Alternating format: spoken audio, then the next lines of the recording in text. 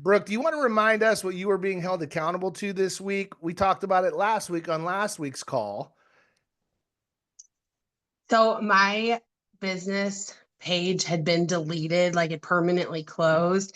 And I said that I wanted to like get a new business page going because I've never been able to get the other one re-verified. And since I lost a bunch of reviews and pictures and everything, I said I wanted to get 3 videos uploaded, loaded, 25 reviews, and at least 25 pictures online and like start the page, which by the way, I'm glad I started it last Saturday and didn't wait because it took like almost 3 days just to get the new page verified. Okay. And so what were your results? Do you want to share the link? Shoot. You can, You hold on. Let me see if I can pull it up here real I quick. I can tell you what it is though. Oh, well, let me pull it up here. I'm going to grab it in Messenger. So just keep talking. So what did you do? How did you start? And then how did you make sure that it all happened? Well, I started the page last Saturday morning. It took like a little bit to get it verified. I actually had to go through like where Google, I had to talk to like one of their pro people for business pages, and they had to do some like verification stuff to get it back up. It wasn't my old page; it's a totally new page. And so pictures and everything could be on there, and that can take up to 48 hours.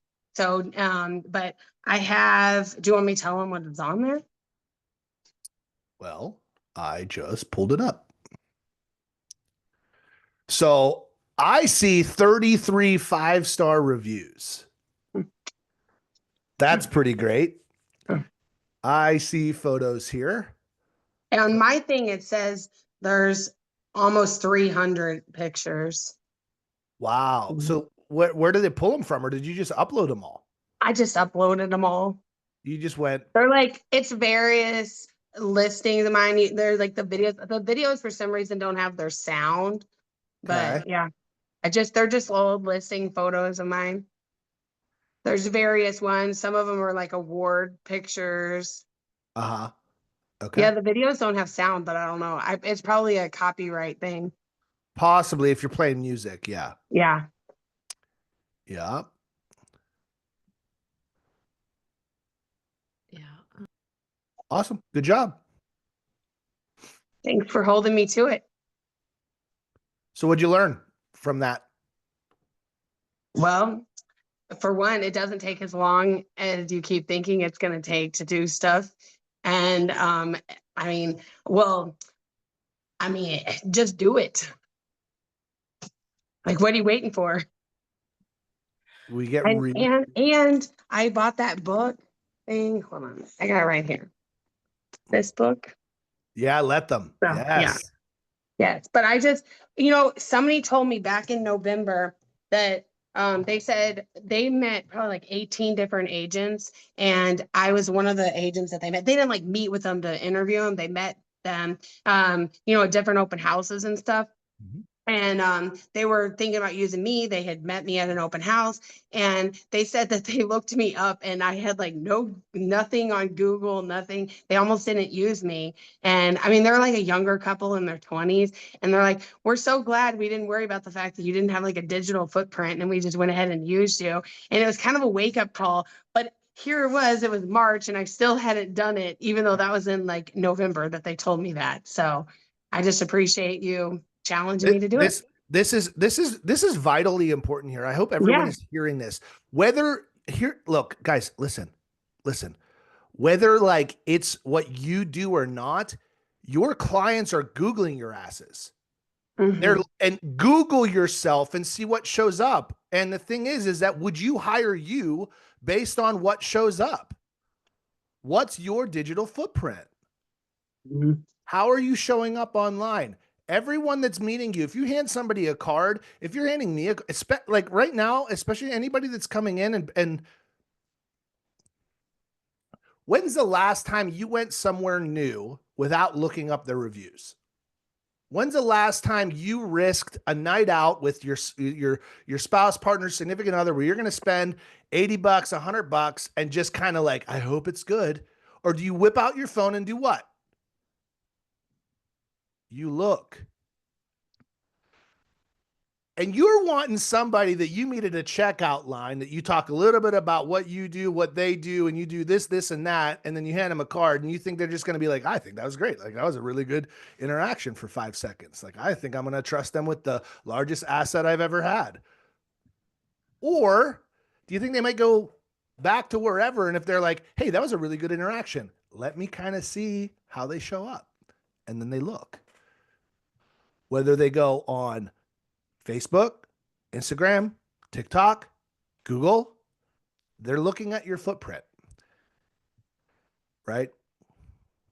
So And I would add too, it's a lot easier to ask people as you go to add, like do a review or something for you rather than waiting and trying to get people, because there was at least 15 people who told me that they were going to leave me one that didn't even leave me one. So I'm like, I mean, it'd be, sorry, now I'm getting called. So it's just a lot easier to just ask people as you go along rather than having to play catch up. Like that, I knew that I already had it, and don't let somebody permanently close your page. I learned a few things too with that. Oh, actually, Michelle, is she on the call?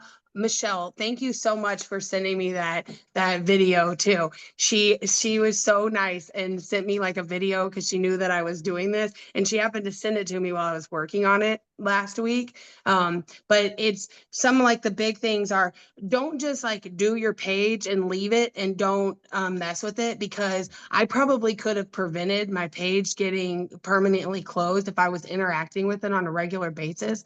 Like add pictures to it regularly, try to get people to like engage with it regularly, check in to it on your own, like sometimes. So there was things that I probably could have done. And if you ever move like brokerages or move offices or anything, just make sure that you actually change your address, because that was what caused me to get it permanently closed, because my broker like marked it that I wasn't there. And then the other thing was that I make sure that you have like a phone number attached to it and put hours on there, because they're more likely to permanently close your business, or you're not going to rank as high if you don't have hours. Yeah, there's a lot of best practices for the Google My Business and getting verified, and then becoming a local service provider like an LSP. Right. So there's a lot to that. And then SEO, so search engine optimization, also goes into play when it goes to like tagging your videos hyper local, using long tail keyword phrases, using hyper local keyword phrases like city, subdivision, like types of things that people will search, like two-story homes in Urbandale, Iowa, the Lions subdivision or whatever. Like, so you may want to start titling some of your photos and your videos fantastic two-story home in Urbandale, Iowa, Lion subdivision. That's going to that video, or that the name of that photo. And if you put in a description underneath the photo, check out this stunning two-story home in Urbandale, Iowa, Lion subdivision, one of the hottest places, blah, blah, blah. Like, if you're putting long-term phrases, long-tail phrases in your descriptions and your titles of your photos, you're now more likely to show up on organic search. It'll be like right at the beginning, right? So And there's a that was actually what that video was. If maybe Michelle would even want to share it in the group too, because that was a lot of what it was about. And it said like, make sure that you're using phrases that someone would actually type in to the search engine, and not something like that you would just like say as a real estate agent. Think of it, or whatever professional you're in the industry, like make sure that it's actually something that someone would type in, like top agent in Urbandale.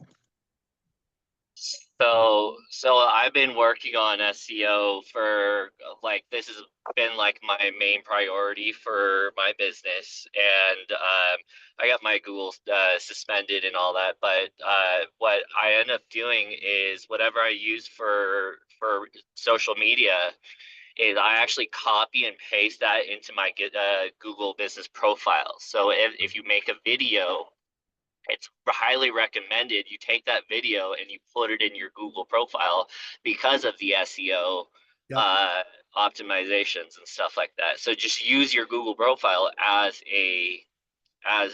your social one of your social media platforms. Love it. The we had our mastermind call for Apex yesterday, which is our upline here, and Parker also said we should be, it was like an aha moment, but also we should all know this, updating our seller and our buyer consultation guides to tell them that we're going to ask for the review. Basically, the script is something along the lines of that my goal is to provide such excellent service that you can't help but want to scream to other people about what a good job that I do. And so we're going to ask you for, at the end of our transaction, we're going to be asking you for a review on our Google page, our Facebook page, name off whatever pages it is. And we'd appreciate if you guys would, you know, I don't remember the exact script, but essentially you're going to ask for it up front. You're going to set that expectation. And then I've even seen in other, some other big players that they go ahead, like once you're a few weeks into that transaction, if things are going well, have them do that review sooner rather than later, which I think you were kind of referring to there too, Brooke. When you're in that honeymoon phase, just be like, hey, things seem to be going well. Would you mind leaving me a review early on as well?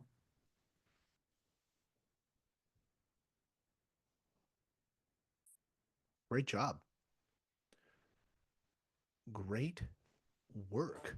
Well, I just really appreciate you challenging me to it. And I really I would challenge anybody to lean into somebody who's willing to challenge you to do something rather than, I mean, what are you here for? What are you doing if you don't want somebody to call you out?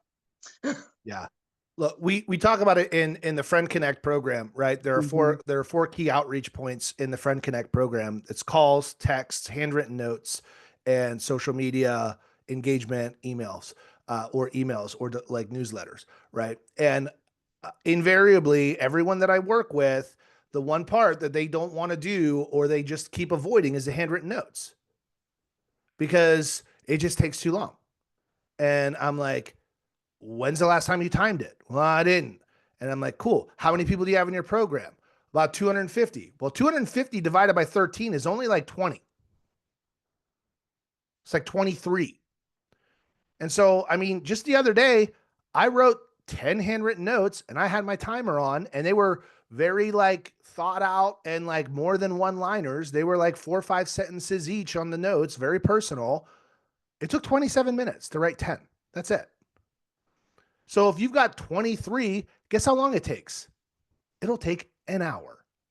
And for you to have one of the most impactful touches, other than a face-to-face, that's out there, a handwritten note that's personal is a huge touch. And so many of us put it off because in our mind, we think it's going to take 3 weeks to write 23 of them. Some of you are a little too wordy. So for that's real. And I'm talking to you, Michelle. Have you ever used AM cards before? Yeah. Yeah, I have AM cards and that's another way to do it too, but even just a handwritten note with pen, Yeah. I mean, you could use that as a different as a touch as well, like, and use the handwritten font and upload your signature too. Like that's cool. Like you could do that and that there's a place for that as well. But like a handwritten note on stationery, like that's hand addressed and sent from you.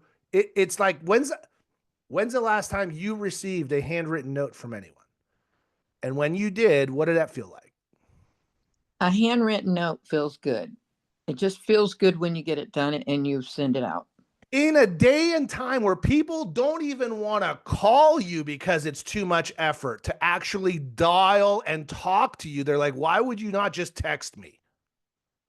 To actually receive a handwritten note where somebody took some time, got some stationery, sat down, thought for a second, wrote down 4 or 5 lines, put it in an envelope, closed the envelope, found your address, wrote the address, put a stamp on it, took it to the post office, and then sent it to you just for you to look at it and like, there's for those whose love language is acts of service and or words of affirmation, you hit 2 of them with a handwritten note. Some people may be like, oh, that's nice. But other people are going to be like, holy shit, this is amazing. Thank you. Especially the older.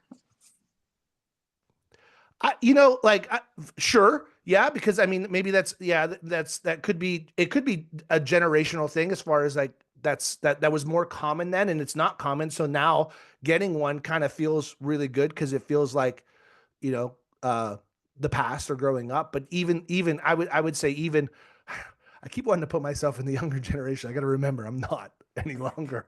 I'm right in the middle, smack dab in middle age, and yet To me, you're younger.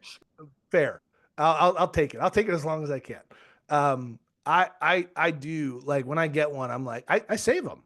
Like I save them. I have a big box of them. Chrissy's like, why? And I was like, because these matter, right? These matter. So I'm going to challenge you, right? Sometimes we catastrophize or we in our mind like multiply the perceived time it's going to take as opposed to if you would have just sat down and just done it, you'd be done already. And now you keep thinking about it. Now it's in the back of your mind. And now you've got like this negative thing hanging over you that because it's like, you should have done it and you didn't do it. And so subconsciously what you're doing is you're just continually breaking the promises you made to yourself. And so a lot of people like people that are experiencing burnout and discontent and like, et cetera, oftentimes that's because of your breaking your promises to yourself. When you committed to a program or a step-by-step process, skipping a step, even though like it doesn't affect anybody but you, your subconscious is saying, oh, well, you're just a liar. So true. Yeah.